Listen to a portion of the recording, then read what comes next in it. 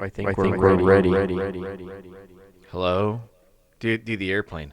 Hello? Hello? Cut. Basically. You guys look beautiful. And that almost sounds like you're in a bathroom. Welcome to Hot Laps, brought to you by Heatshield Products. Race testing.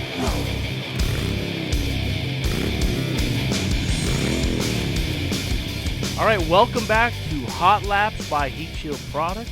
We are on lap number 9, boys.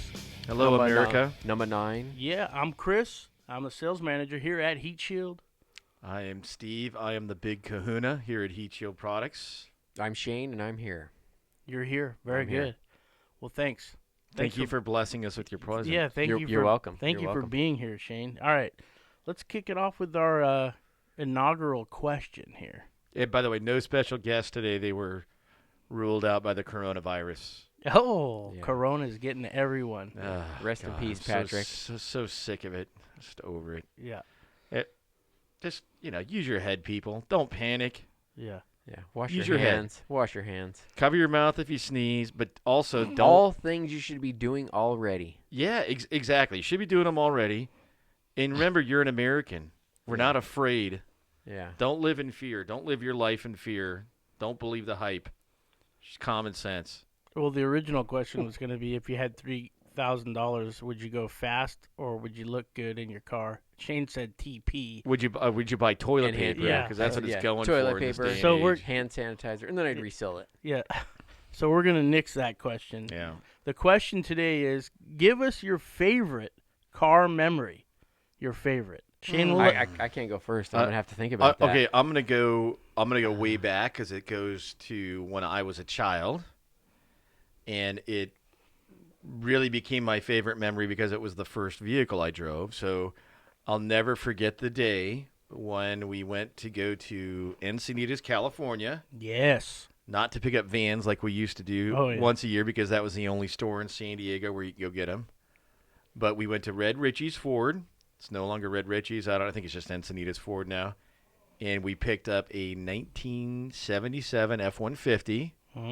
I'll never forget what it looked like. I'll never forget how cool it was. It was my dad's first new car in a really long time. I think since he had since when he bought a 67 Fairlane when he was a young man in his car club, drag club, they go to Pomona and that kind of thing. I'm pretty sure the 77 was his first new car, and it was a custom order. It had a Lincoln it was a two-tone Lincoln metallic on it, like a dark charcoal. It's a really common color now, or similar to a common color now, and then just black in the middle, and then the dark charcoal on the bottom. 4-wheel drive. But I just remember it was sitting out there, and even the people at the dealership liked it so much they parked it out in front. Oh, yes. Before we came to pick it up because it looked so good, they were trying to. Even the sales guys said, "Oh yeah, man, this thing turned out great," But then I had a lot of just unbelievable memories in that truck, and I'd love to have it, love to find it, but limited with time and money and space to store it. Is that the Black Widow? That's the Black Widow. That's Yes. the truck I drove all through high school until it got stolen my freshman year at USC. What did they do with it when it got stolen? They used it to break into another business. Basically, they used it to ram through a fence. Yeah. and Right. that kind of thing. Not to add to your story, but I have to because that truck, honestly, you're a couple years older than me, and I think a couple years higher than me in school. 2 years higher in school, 1 Yeah. year older. That's right. And my first truck was a Chevy Love, and I had a little lift on it with 31s, and I thought it was pretty cool until we all parked up in this dirt lot, and guess what? There's this, F-150 with big freaking tires, and I'm like, oh, this guy's got it. And turns out I married your sister. Yeah. And You liked the truck so much. You Oh, married yeah. his sister. yeah, but no, that truck was awesome, and it's too bad what it got yanked to go. Yeah, it got stolen twice. So the guy I sold it to after I got it recovered, because the wonderful people in the LAPD couldn't take the information down. So the tow yard called us. Hey, we're going to auction off your truck unless you want to come and get it. Huh? I was like honestly, 8 or 6 months later. So we picked it up. at that point, I was at SC. I had already gotten a 66 Mustang, and the Mustang was a lot easier to park in L.A. than a big truck. I can believe that. Even back then, I can't imagine having a truck in L.A. right now. It'd just be, you'd be on suicide watch trying to park that thing somewhere. So, anyway, long and short of it is sold it to another guy. It got stolen from him. And then I don't know where it is now. I have no idea. You guys were a family of 5, though, so how did that work out? Well, because it was a single cab, right? It wasn't an extra cab. You also have a family car. Well, yeah, it was we had a camper shell in the back, and back then... Yeah, you just rode in the back, right? Yeah, well, you didn't have the nanny state with all the regulations and that kind of stuff. We all rode in the back, dude. It was fine. Is that the same truck my wife got left in overnight in the driveway of the house? She didn't get left overnight. Are you sure? Yeah. She fell asleep? She fell asleep, but I think she remembers the story differently than everybody else. Yeah. So it's anyway. It's always worse. Yeah, they left her out there because they didn't want to move her, but eventually she made it back in. Yeah. Yeah. You never wake a sleeping baby, right? Well, I mean, none of us were a real prize when we woke up when we were little, so my parents would just let us sleep as long as they could without waking the dragon. Yeah, I'm not touching that. Yeah. Shane? Oh, that's funny. I think my best memory in a car. They're probably more recent. Going to Germany and driving on the Autobahn. There's certain sections where there's obviously no speed limit, and you're going to see how fast your rental car can go. And how fast was that? Even with all your kids in. Our car, I think it topped out at we had 2 cars. We had a Volvo XC60, and over there it's diesel, not gas like they are here.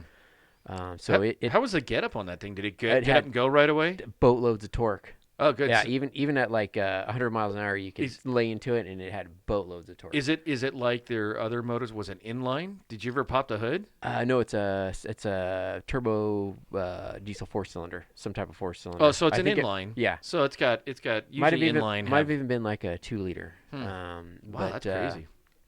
But I think that one topped out at 138.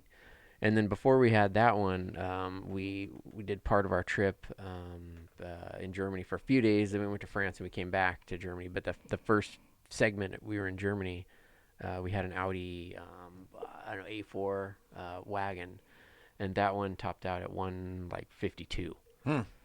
Kilometers or miles? No, miles per hour. We had to convert so we could figure that all out. But yeah, kilometers per hour. It's it was 270 or something. It looks like super fast on the. He was Cletus McFarlane on the track. Basically, the speedometer was buried, so you're going fast. I can just see you back in the hotel room doing the calculations and figuring it out and go, I went 152. Oh no, I was having my wife do that in the passenger seat. Oh, while how it was fast are we happening? going? Yeah, so we had it real time. That's pretty awesome. Yeah.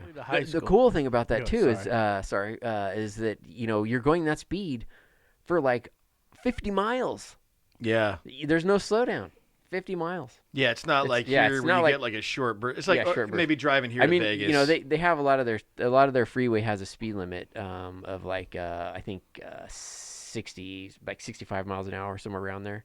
But then you'll have you'll be on that for like 30 miles, and then you'll have 2 miles where you can speed fast, and then you're back to the slow That 2 the slower miles speed. got to go fast. Yeah, though, it when does. you're at But top speed.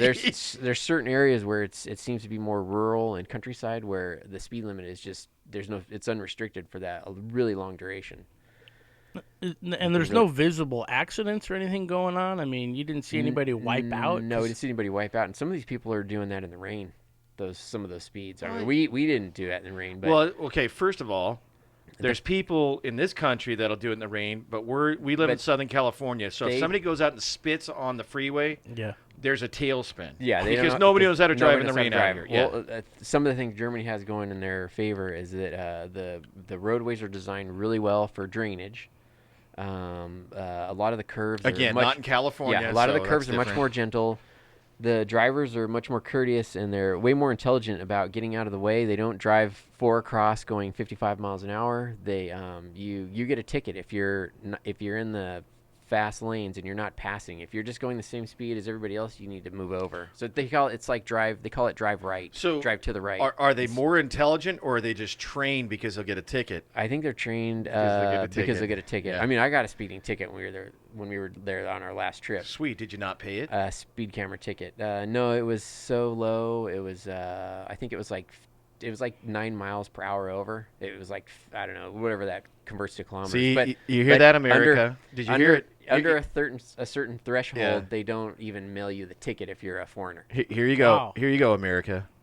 Vote out speed cameras. See, did you hear that? Yeah. Don't let that crap happen here. We don't want it. Yeah, that's how Protest. that's how they do all their speeding tickets is through speed cameras.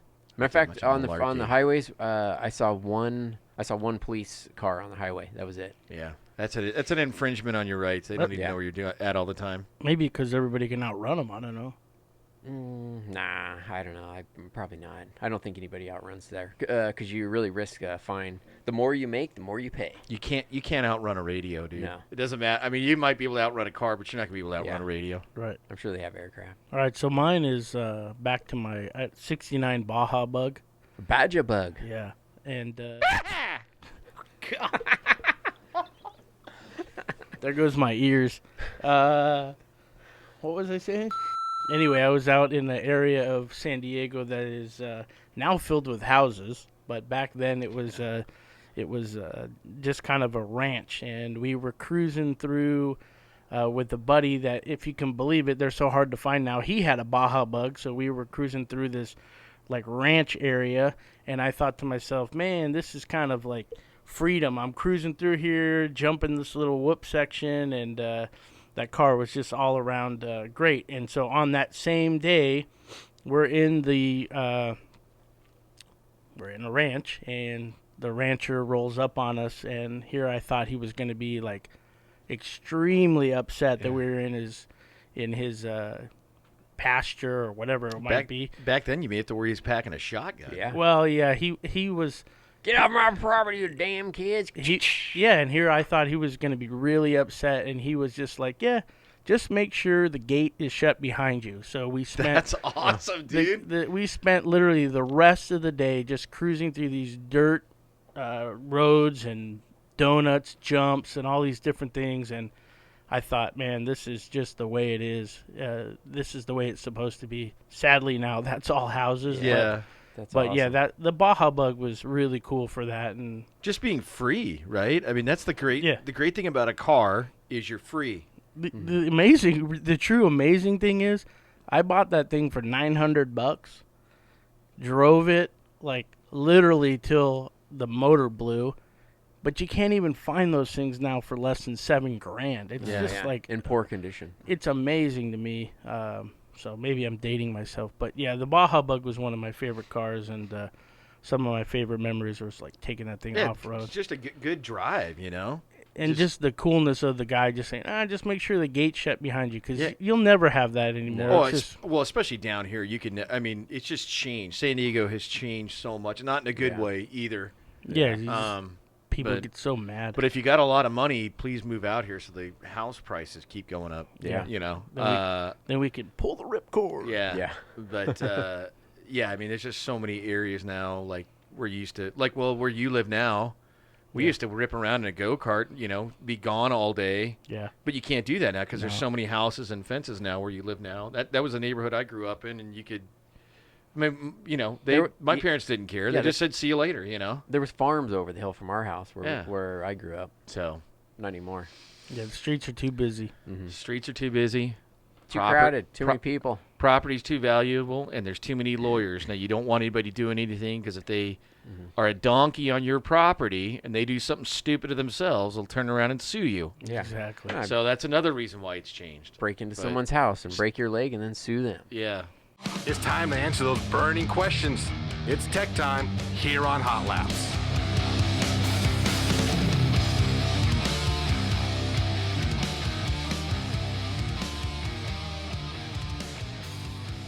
The one that comes up a lot, overlap when you are wrapping exhaust. I see people say, oh, half inch, quarter inch. You don't need to overlap. Can you shed some light on that for us, Steve? Shane? I don't know how you would do it without overlap. That would be extremely difficult. 1/4 inch is a rule of thumb. Any motorcycle or car application, 1/4 inch. The reason being is you don't want to over-insulate the pipe. Some people like to do a 50-50 wrap, but you really want to go with 1/4. 50-50 is great if you're working on a boat, like a marine exhaust or a heavy-duty truck, heavy-duty equipment. Their exhaust pipes are thicker, so they can take the extra insulation.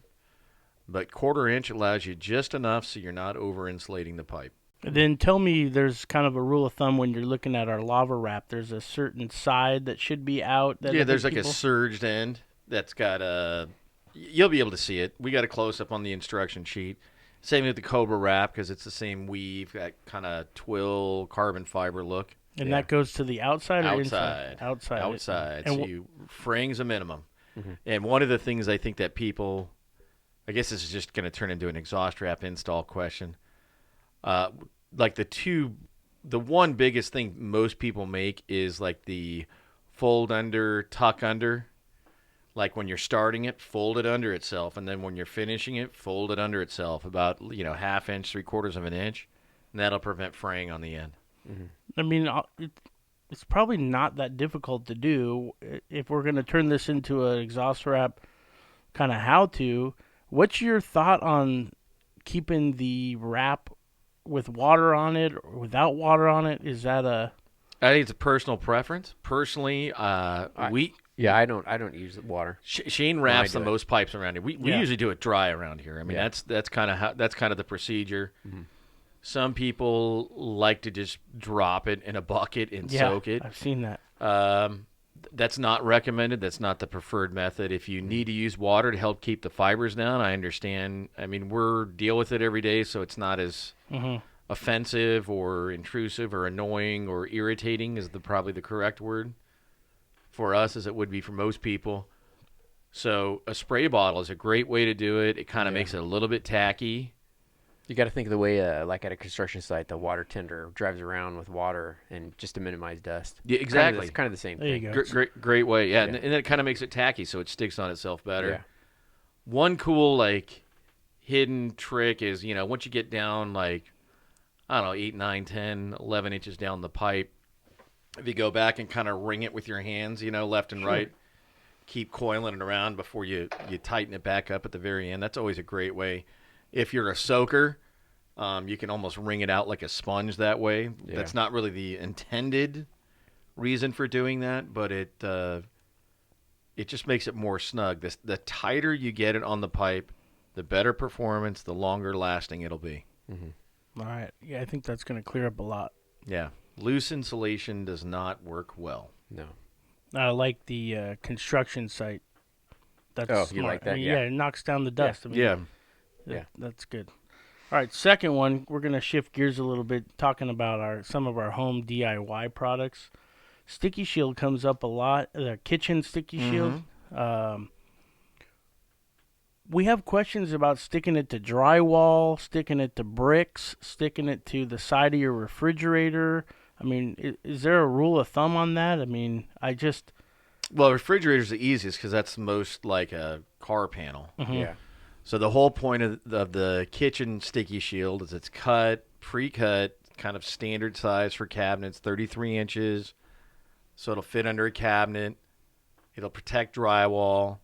Like my house, it's an old house, so it's not all these new fancy codes. So when we first moved into it, before we did a small remodel on the kitchen, like my refrigerator was right next to my stove. There was nothing there. So that's kind of where the idea came from. It's like, oh my God, this refrigerator's just working overtime because the oven's right next to it, and the stove. So, you just stick it right on drywall.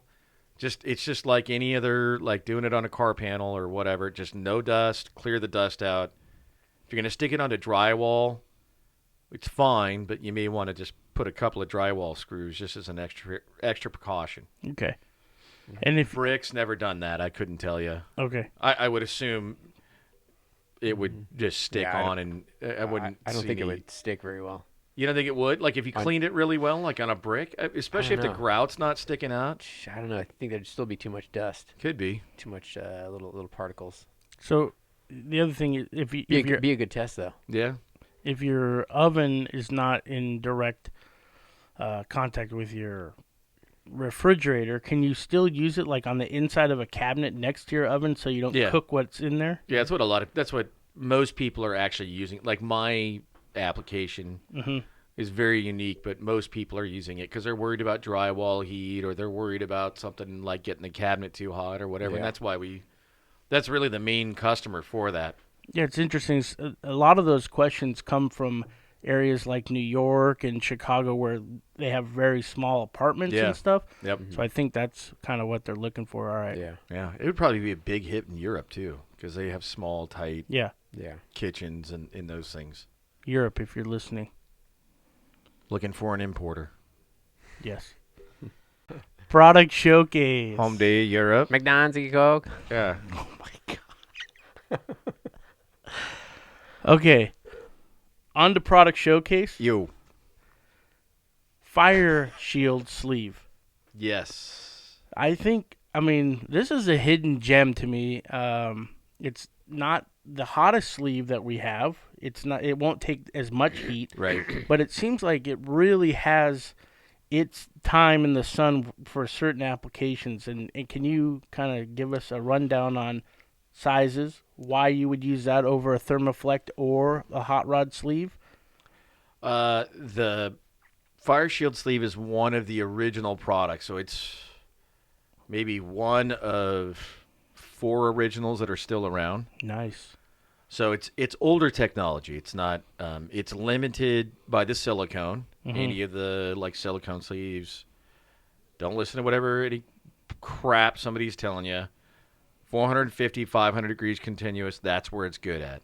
There are more exotic silicones that'll go higher, but they're aircraft grade and they are Gucci expensive. Pretty much only the government is the like DoD, aerospace, those people. They've got the bucks to spend on that. Right. So Gucci like your flip-flop shape. Yeah. It even though it's old technology, it's still very effective in a lot of applications. Some guys are just stubborn, like that's just what they've used or seen on cars. Right. So that's just what they use. In most of those, like I'd say about 50% of those applications, they could use something different. But you know what? Hey, people want it. It works. It's not just that they want it, but it still works. So that's why we continue to make it and sell it. It's really good in applications where there's abrasion or really harsh environments. It is limited. It can't be really, really close to the exhaust, like say like the hot rod sleeve. Mm-hmm. But it, as long as you've got 3/4 of an inch, 1 inch of an air gap between that and the heat source, you're in good shape. Anytime there's abrasion in those types of things, oh man, that stuff is great because the silicone is tough. Yeah. For that. So silicone's good, and then around, I guess, oil and that kind of thing. I mean, you never want a leak in your engine, but yeah, I mean, if you got a leak, fix it. That was like that call earlier this week with the oil hitting the exhaust, and right. he had to had a fire and had to replace his shields. It's like fix the leak. That's what yeah. Just take the time, fix your leak. I never offer advice for people who have oil leaks. It's right. just something we stay away from. My advice is fix your leak. That's the most important thing. But if you did have a leak and it was going to leak onto a sleeve, this would be the sleeve that would be the best for that. Cool. So it's fiberglass covered in core, covered in silicone. Okay. Right on. Hey, America, thank you for listening. Thank you for tuning in. Shane, do you have a few closing remarks? No. All right, and that'll do it for Hot Laps today. Steve, tell the listeners where they can get a hold of us. You can follow us, first of all, wherever you're at. Thank you for listening. Please subscribe, like. If you're watching us on YouTube, subscribe to the channel. Hit that bell for the notification. iHeart, Apple Podcasts, whatever. Please leave us a 5-star review. It's always appreciated if you liked it. Don't do it. Don't do it just because we asked you to, but if you liked it, you found the informational useful, please submit your questions to podcast@heatshieldproducts.com, and we'll answer them on the podcast here for you. And then, of course, website where there's a ton of information, heatshieldproducts.com. Follow us on all of our social media @HeatShieldProducts. Thank you, America. See you later. From everyone at Heatshield Products, we thank you for listening to Hot Laps. Leave that review, subscribe, tell a friend, and most of all, stay cool. We'll see you next time, right here on Hot Laps.